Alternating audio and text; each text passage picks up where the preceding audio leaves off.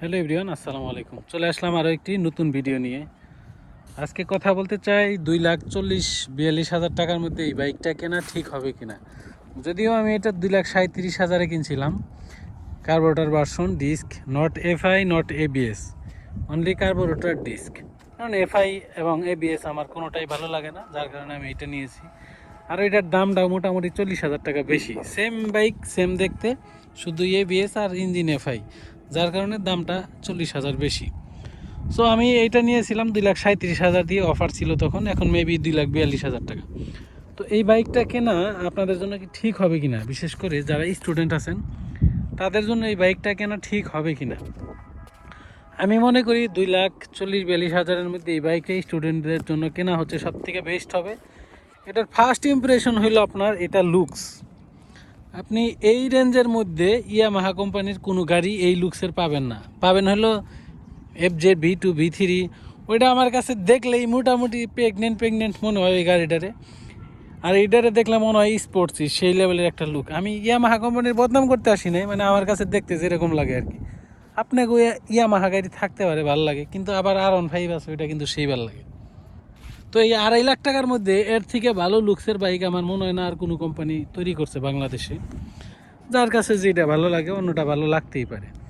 তো এই বাইকটা স্টুডেন্টদের জন্য কেনা সব থেকে বেস্ট হবে এই টাকার মধ্যে। এটার যে ব্রেকিং, মানে এটা অসাধারণ। আপনি এই বাজারের মধ্যে 4B পাইবেন, কিন্তু 4Bতে এই পরিমাণ মানে কন্ট্রোলিংটা পাবেন না আপনি। 4B ইঞ্জিনটা অনেক হাই, সেটা অনেক স্পিডে যায় আরও বেশি, কিন্তু কন্ট্রোলিং যদি না থাকে আপনি স্পিড দিয়ে কী করবেন? স্পিডে টানলেন মাগার থামাইতে পারলেন না, তাহলে তো লাভ নাই। এটার মধ্যে ব্রেকিং প্লাস টান মাইলেজ সব কিছু মিলায় অনেকটাই বেটার। আপনি চিন্তাও করতে পারবেন না যে এই রেঞ্জের মধ্যে এরকম একটা বাইক পাওয়া যায়। সো আপনারা যারা স্টুডেন্ট আছেন, একটু ইয়াং আছেন, তারা কিন্তু এই বাইকটা নিতে পারেন। আর বিশেষ করে যারা দুইজনে রাইড করবেন, মানে একজন পিলিয়ন পিছনে নেবেন, তাদের জন্য এটা বেস্ট। এটাতে কিন্তু ভুলেও 3জন উঠাইতে পারবেন না, কারণ 3জন নিয়ে এটা চালানো যায় না। দুইজনে গেলে আর কি এই বাইকটা সব থেকে বেস্ট। এই টাকার মধ্যে এর থেকে বেটার বাইক আর হইতেই পারে না। তবে এটার কস্টিংটা একটু, সার্ভিস কস্টিংটা একটু হাই, এটা একটু মাথায় রাখবেন। লুকস প্লাস সব কিছু আবার অনেক সুন্দর, এটার কস্টিংটা একটু হাই সার্ভিস। তো এটার পার্টসপাতিগুলোর একটু দাম বেশি, যদিও সেরকম খুব একটা নষ্ট হয় না। আর একটা কথা আপনাদেরকে বলে নিই, যারা পুরাতন বাইক কিনবেন বিশেষ করে, তারা পুরাতন কিনলেও অবশ্যই কিন্তু আপনারা 2025-এর মডেলটা কেনার চেষ্টা করবেন। কারণ 22, 21, 23 এই টাইপের যে গাড়িগুলো হয় মডেল, এই বাইকটাই পুরাতন। ওই বাইকগুলোতে কিন্তু অনেক ধরনের সমস্যা দেখা দেয়। যেমন আমি 2022-এর মডেল কিনছিলাম, হেভি লেভেলের মনে করেন যে ভোগান্তিতে ভুগছি। ওইটা সকালবেলা স্টার্ট দিতে নিলে সমস্যা হইতো, ধাক্কায় স্টার্ট দেওয়া লাগতো, কিক মাইরে স্টার্ট নিত না, ব্যাটারি বসে যাইতো, ব্যাটারি বাদ হয়ে গেছিলো।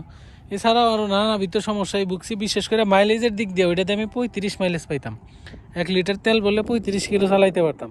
দেখা যায় হোন্ডা উঠার পরে বাজারে গেলে আইলে তেল 1 লিটার মোটামুটি শেষ। 35 কিলো আর কতটুকুই রাস্তা। তো মাথায় রাখবেন যে আপনারা 25-এর মডেলটা নেবেন, এটা কিন্তু মোটামুটি আপনার 45-এর মতো মাইলেজ পেয়ে যাবেন খুব ইজিলি। 1 লিটারে 45 পাইবেন, 42 তো মিনিমাম পাইবেন, সর্বোচ্চ 45 এরকমটাই পাইবেন আর কি, 40-এর উপরে থাকবে। কিন্তু আগের মডেলগুলো অনেক বেশি তেল খাইতো। আর গাড়ির সাথে সম্পর্ক হইলো তেলের সম্পর্ক, কারণ হইলো তেল না দিলে কিন্তু গাড়ি চলে না ভুলেও। একটা গাড়ির যে পরিমাণ খরচ, মোটামুটি যে বাইক এটা চালায় প্রতিদিন নিয়মিত সেই বুঝবে। মান্থলি আমার 6,000 থেকে 7,000 টাকার তেল শুধু এই বাইকের পিছনেই যায়। ইঞ্জিন অয়েল আছে, ওইটার দাম মোটামুটি 1,000-1,200 যায়। তো একটা বাইকে আপনি আবার যে 6-7 হাজার টাকা খাবে, এটা ধরে রাখতে পারেন যদি রেগুলার চালান। আর যদি কম চালান তাহলে দেখা যায় আপনার মোটামুটি 10 লিটার তেল দেয় আপনি পুরা মাস নিতে পারবেন। আমার তো দেখা যায় 2 দিন পর পরই আমার 700-800 টাকার করে তেল ভরা লাগে। তো অনেক রাইড করি মোটামুটি। তো এই হইলো ব্যাপার, যে একটু খরচ বেশি, কিন্তু আপনার এই লুকস, এই টান, এই পারফরমেন্স কোনো কিছুই পাবেন না এই রেঞ্জের মধ্যে অন্য কোম্পানির মধ্যে। আমি আপনাদের রিকোয়েস্ট করবো যে আপনারা এই গাড়িটা নিতে পারেন। একবার চালাইলে বুঝতে পারবেন এই গাড়িটা কেমন শোলার মতো একদম পাতলা, আর কত তাড়াতাড়ি টান উঠে, আর ব্রেকিংটাও কত ভালো যে 100-তে টান থাকলেও আপনি ইজিলি ব্রেক করে ফেলতে পারবেন। তো যাই হোক, আশা করি আমার কথাগুলো আপনারা বুঝতে পারছেন। যারা এই গাড়িটা কিনতে যাচ্ছেন তারা দ্বিধাদ্বন্দ্ব না কইরা আপনারা এটা কিনে ফেলতে পারেন। আপনি হয় কার্বোরেটর ডাবল ডিস্ক কিনবেন, না হইলে আপনার এফআই এবিএস কিনবেন।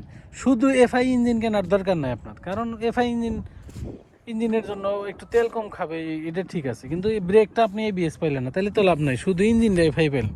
যদি আপনি এফআই নেন তাহলে এফআই এবিএস যেটা ওইটা নিয়েন, আর যদি না নেন তাহলে কার্বোরেটর ডাবল ডিস্ক এটা নিয়েন। তো আমি মনে করি আপনাদের বুঝাইতে পারছি।